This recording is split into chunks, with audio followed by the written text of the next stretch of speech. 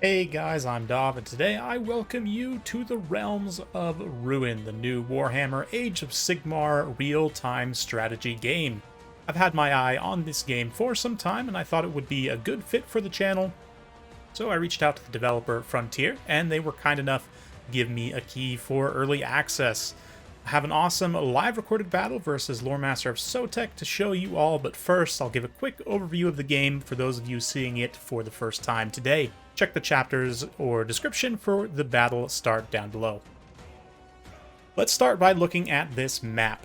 First, you'll notice these three numbered diamonds. These are the victory objectives. When you control a majority of them, your opponent's score here at the top ticks down. First one to 0 loses. You can also deduct enemies' score by attacking their main base, marked by this little tent icon. This is where you tier up, unlocking new units, techs, and abilities. All of these cost resources though, specifically two. The little blue flag is command, and the red gold thing is realmstone. These are generated primarily from the side objectives represented on the map by the hollow compass icons. Various structures can be built here, which I will now describe as we jump into the game. Here we are now in battle. I forgot to hit record at the start, so we're starting almost 9 minutes in, and you can see that I'm already pretty far behind on the victory score up top. Lore Master Sotek's got a little objective hold on me, 2v1, but quickly just talking through the side objectives there. I've got the little cross icon one. That one heals, and basically this is the same across all factions, by the way, except for Night Haunts, which are a little bit of a special case. We'll talk about them when I talk about them. Anyway, the one with the little cross icon heals units, and it also allows me, you see that queue there, I can summon in up to 2 units at a time. That's from the little hospital, let's call it. Then you've got the one that has the Realmstone icon, obviously produces Realmstone. And then the one with the eye icon gives visibility and also gives command income. So there's 2 types that give command income. There's also a 4th type that is a defensive tower, obviously causes damage to nearby enemies. And you'll notice the zones kind of around them as well. So the control points, the side control points have pretty large zones. And then as your control of it increases or decreases, the size of the zones will kind of increase or decrease accordingly. And yeah, you do have to make sure to fully capture a zone. Otherwise, your income as my hero gets killed there. What was that? Celestial Barrage. Wow. Very nasty. Celestial Barrage. Thank you, Lord Master of Zotek. You might hear his voice interjecting. But there was also a war machine. From time to time. Anyway, yeah, I'm going to try and edit in our little conversations if I can. I am post-casting this kind of over the top. But anyway, yeah, you'll see there how the objective is kind of shrinking as he attacks and as his units are in the zone. So you need to make sure you get full control of that, or on the opposite side, if you're attacking your enemy's objective, you know, you'll kind of tick down that percentage over time. Then you actually have to, like, kill all the enemies inside and destroy the structure to be able to actually fully capture it. But anyway, I'm playing Kruleboyz today, up against Stormcasts Eternals, of course. That's what Lore Master Sotek is playing. And Kruleboyz are very interesting. You know, they're the Greenskins faction that's currently in the game. There's a bunch of sub-factions in Age of Sigmar compared to what you might expect from, like, Warhammer Fantasy, right? Like the Slayers, for example. Can we not attack air units? You can. It's a little funky. Like, as I was saying, they're broken up into various different factions. So the Kruleboyz, again, are one of the Greenskins ones, and interestingly enough, in this, they seem to have, at least on the surface, from what I've seen, a very interesting kind of combined arms play style. They have different hero types. They've got very strong artillery, good variety of basic troops, even if their power level individually isn't that great. They do rely quite a bit on their kind of buffs and debuffs and various abilities to be able to trade effectively, especially at the lower tier. And in general, their early game is pretty painful. Basically, you just have to try and survive and hold on for as long as you can. But you can see here that I'm now tiered up, and obviously I'm getting the bolt throwers out and starting to kind of get a little bit more objective control out across the map.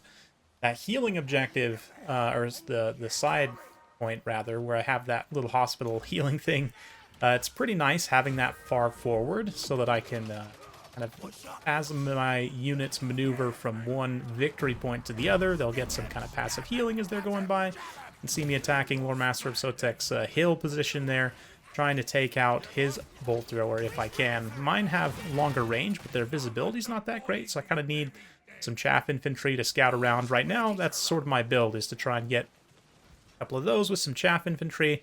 Not really focusing too much on the heroes, but you can see me upgrading my Realmstone production building there to try and get just more Realmstone, obviously. The abilities do cost, all units' abilities cost either command or Realmstone. Master Sotek just feeling the pain of my bolt throwers there as he tries to deep strike in a unit. But yeah, I've got a nice triple cap going on right now. I'm holding it off. You can see his victory tickets are ticking down quite quickly as he is not controlling any of the 3 objectives. So it doesn't... I will note that the tickets only tick down if you have majority control. Like, later on you'll see when one of us has control of 1 point and the other has control of 2 points, it'll still only tick down for the person that only has the 1 point, right? They're still losing, but just the rate of losing is slowed. It's not like, you know, in other games where it might generate tickets for both sides or remove tickets for both sides, depending on the level of control. Instead, it's just a flat majority, yes or no, kind of binary system here. I'm attacking our Master of Sotek's Realmstone production building there, seeing if we can get it down, but his big high-tier dragon unit lands and does a big old knockback attack there. Let's see if my shaman can buff up my little low-tier units well enough to finish this fight, or at the very least finish off the building. Yes, there you see a great representation of the retreat mechanic. You'll notice down in the corner there's their retreat. R is the hotkey, and I will note also that the hotkeys are very important in this game. It's definitely one where you need to learn them quickly. Even just like to summon in more units, it's just G, right? It's not like you select a specific building to then buy your units. You just kind of... Units and upgrades are in a similar menu, and I guess it's sort of designed to be playable on controller, right? Because this, I believe, is being released on Xbox as well, if I'm not mistaken. But, yeah, very interesting. Definitely very interesting. You can see I'm up to tier 3 now, which gives me access to some very powerful units. I did not realize tier 4 doesn't actually give you more... Well, I did realize it doesn't give you more units, but it gives you very powerful abilities, and it's definitely worth taking. You're going to see me not take that here. I'll admit this is only my second time playing Kruleboyz, and in general, I haven't had that much time to really fully flesh this game out, learn everything. Despite the fact there's only 4 factions, there's a decent amount to learn, and unfortunately haven't had quite as much time as I would have liked to dedicate to learning it up to this point, but certainly will continue to do so going forward. I know there's kind of a public early access, I believe, if you bought like an upgraded edition. Not that I'm telling you should buy it. I'm not telling you to make any kind of purchase decision here, but just showcasing what you can expect. And yeah, definitely a fun game between myself and Lord Master Sotek. I'm feeling pretty good right now. If I can just hold the objectives here, we're going to get some critical fights. The dragon once again comes in. My Killaboss there. It's going to charge very bravely, try and get in combat. You can see Lord Master Sotek's crossbowman not really in a position to support, but I do get my bolt thrower, at least one of them, does really good damage to that dragon. Those things are so strong, and definitely an MVP unit for me so far for the Kruleboyz. But we're also going to get the Trogoth out, which is quite a powerful, big single-entity monster. You'll notice that a lot of the units are in these little squads. Again, some people have compared this game to Dawn of War. I haven't played Dawn of War, so I can't really speak too much to that comparison, but it's definitely interesting. You'll see me use that little AoE buff debuff there to try and swing that fight with those very wounded lads there. But our master's doing a nice job of just kind of snaking the victory objectives whenever he can to lessen the bleeding. You'll notice that his tickets are now ticking down a bit slower. As mentioned, his score is lowering at a lower rate, if you will.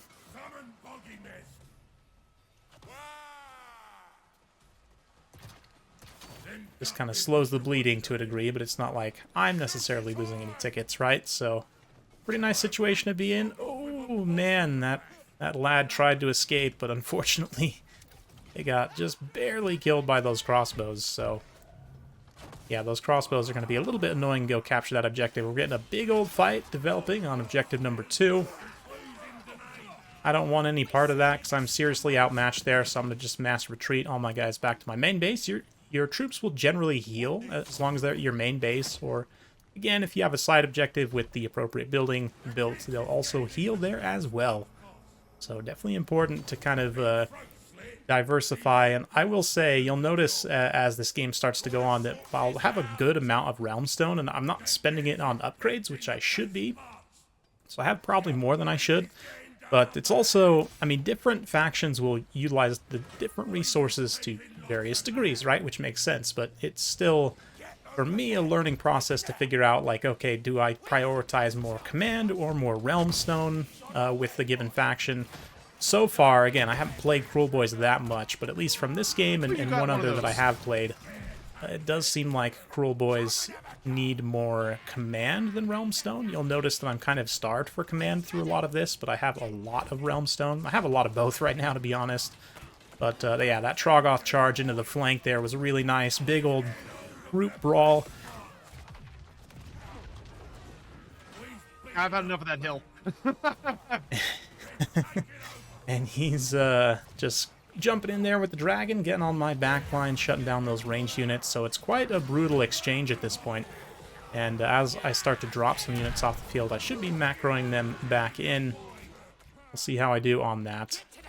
As a Total War YouTuber primarily, I haven't really had that much experience playing real-time strategy games like this in a multiplayer context. Like, I definitely played, you know, like Age of Empires, Warcraft 3 back in the day, in terms of the campaign single players, and like Warcraft 3, obviously I'd played tons of the custom game modes, which actually eventually developed into MOBAs, and like it's a whole genre on its own, basically. But I should also mention there's a map maker in this game. I don't know if it's that advanced, but it is there, and I'm curious to see what people can do with it, but anyway.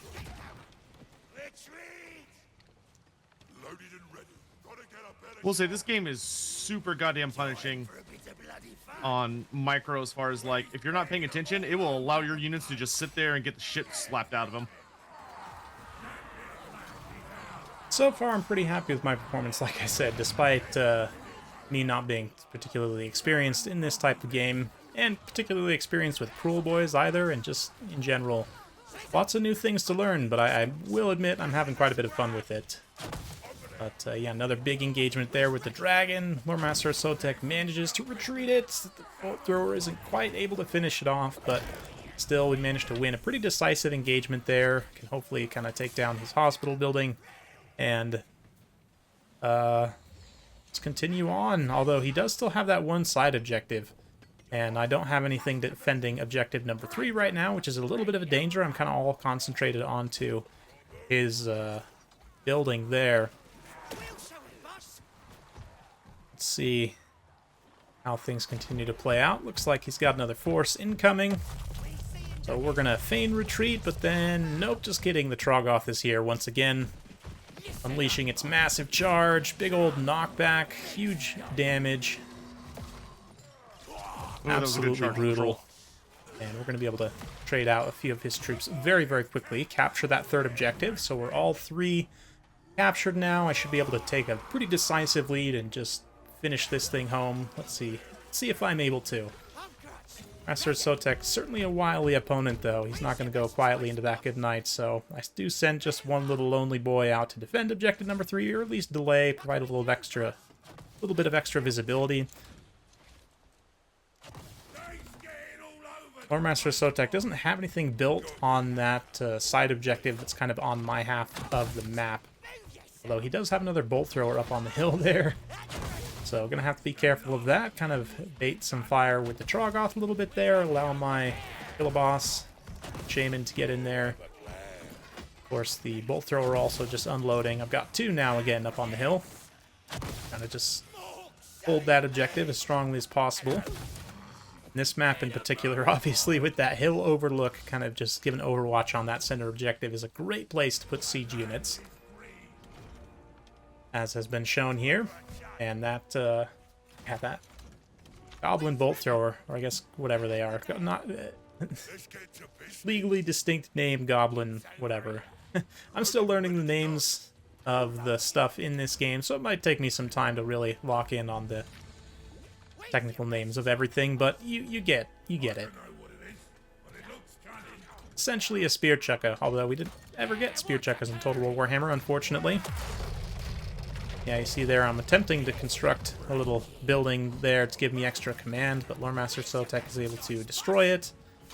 I do, though, finally get around and take out his bolt thrower. And he's getting very low on his victory tickets. But you do see there he's kind of sending some units over to objective number 2 just to try and hold that back, kind of stem the bleeding. And here I'm going to get a little bit too cute and start to send my units forward rather than, like right now, I should be sending them to objective number 2 rather than really, so it's mostly about just sending them kind of into his base to a degree. Because you can see the bleeding slows and then eventually stops because he actually gets units onto objective number 3 as well. So I'm also not macroing any units. Ugh, as I get tongue-tied, you can see that it's dropping now to 10 out of 13. So I'm not keeping up to that cap, especially on the kind of lower tier units that can just run around and delay and try and capture objectives. Not doing a good job of bringing them in. So suddenly things are reversed, and I'm like, oh crap, this little expedition here into Sotek's base isn't really doing what I needed to. Let's go to capture this side objective. Hopeful that, you know, my bolt throwers can hold down the center objective, and we might send these guys up over on the side, or else back into the center as well after they try and capture that objective. But honestly, I should just send them straight into the center right now. Like, there's no need to even bother with that side objective. And of course, he's got the Dragon Rider on objective number 3, so it's going to be tough for me to capture. It'll be quite the fight. See if I can finish him off there and seize back that objective. Only take me, you know, a short amount of time to win if I can actually get majority control, but let's see. Missed the charge on my infantry, but managed to get it, kind of. Yeah, we do sort of a mutual knockback, just everyone goes flying there. Absolutely hilarious, but with the Kiloboss and the Troggoth together, I'm pretty confident I can win this fight, even if my Grotboyz lose out to the Sigmarines there. Yeah, we managed to dispatch the dragon actually pretty quickly. There's one on the opposite side, so that objective number 2 is fairly strongly held. And there's no way I'm going to be capturing that one back. But at the very least, I can try and capture number 3 and hold 1 as well. But again, not macroing in the units. I'm down to almost half of my, a little bit more than half of my sort of unit cap. It should also be mentioned that the healing building also increases your overall unit cap, I believe. Not only does it increase your Q. So pretty important to have, although it doesn't give you more direct resources. Still, again, not sure of the exact mix. Probably varies from faction to faction a little bit.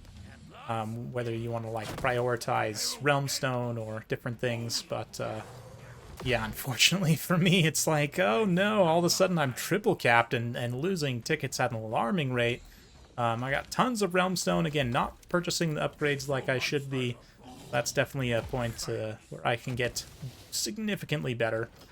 Using the abilities, too, in the late game. In the early game, well, in the sort of the mid-game from when you guys started watching on into the late game, I was doing pretty well on the abilities, but it kind of dropped off a little bit there towards the end as I started to lose out units in a lot of different areas. And yeah, now desperately trying to get more units on the field. If we can just barely capture this middle objective back, I should be able to barely squeak a win back here, but I've only got a handful of seconds to do it. Yeah, it's ticking down and it was down a super close game, down. And will the charge do it? As I just talk over Sotek's voice here. I got deep strike. I really hoped that knockback would knock him out of the objective and allow me to just capture it, since he's technically outside the circle, but that's not how it works. And even as the objective is getting captured, I lose. So yeah, kind of took my foot off the gas a little bit there, tried to get a little bit too cute. Made a couple of key mistakes at the end that allowed Loremaster Sotek to get back in and win. But definitely a fun one. GG to Loremaster Sotek, and as I kind of click through these different screens here, you'll notice some very interesting things. They give you a lot of stats, which I personally love. I really wish Total War would do more stuff like this. I'm curious, I'll have to dive in to see how some of this stuff is calculated. Like this effectiveness one, definitely very interesting. I mean, just based on my gut feeling, I can definitely agree that the Beast Skewer Killbow was my most effective. Interesting to see though, the Hob Grot Slittas, those are sort of the charge infantry, right? they seem to be extremely cost effective as well, and I'm assuming that's what the effectiveness actually means. But you can see overall damage dealt. The Troggoth was definitely a power piece for me, no question about that. Yeah, the kill bow is definitely a very, very awesome unit. So it's interesting to see the Grots kind of be the Kruleboyz be a little bit more combined arms maybe than what I would expect, but definitely enjoyed playing them. I do think them and Tzeentch will probably be my two main factions. Nighthaunts are okay. I mean, Loremaster Sotek beat the crap out of me in one game with them already. They seem potentially very strong, but yeah, you'll notice the income, realmstone expenditure. You got command income, so lots and lots of stats to dive into and analyze. And yeah, as I continue to cast games, I'll definitely be diving into those things and kind of trying to infer information from them. And it's definitely easy to see, like, in terms of resource generation and spending, how that correlates to victory. But it's just overall interesting. I will say let's go with a few points of feedback. We'll start with this kind of end screen here. Number one is the build order, as you'll see, doesn't actually include the buildings, which is a little bit odd. It does only include units built, which it's good. It definitely helps to a degree, but you definitely need the buildings built in order to be able to get useful information about someone else's build order. It's super important when to prioritize building, especially like your first command outpost or your first realmstone outpost. Anyway, yeah, that's definitely a point of improvement. The second big thing for me is this game needs a replay system, at least right now. Maybe I missed it, but I didn't see a place to save or reload and rewatch replays. From a community perspective, from people to be able to submit replays to me, for me to be able to submit my own replays, and even, just from a standard player's perspective, to be able to save their own and then reanalyze them and figure out, okay, what went wrong, what ability just wrecked my face, kind of what's going on. Like in this one, for example, Loremaster Sotek, I didn't realize on tier 4, you don't get new units, but you do get sort of a unique faction ability, which for the Stormcast Eternals, essentially Deep Strike, allows you to summon units kind of anywhere to a degree, right? So that's how he was able to kind of deep strike onto the objectives and get them back quick enough to prevent himself from losing. Whereas I think with mine, I get access to another big monster or something. I believe like a swamp monster or something like that. So anyway, it'd be super useful to have a replay system, and I think it's pretty essential for community, kind of building and so forth. But definitely a fun one, good game to Loremaster Sotek. Let me know your thoughts in the comments down below. If you have questions, I'm definitely going to be covering this game more in the future because I'm enjoying it, and that's the main reason why.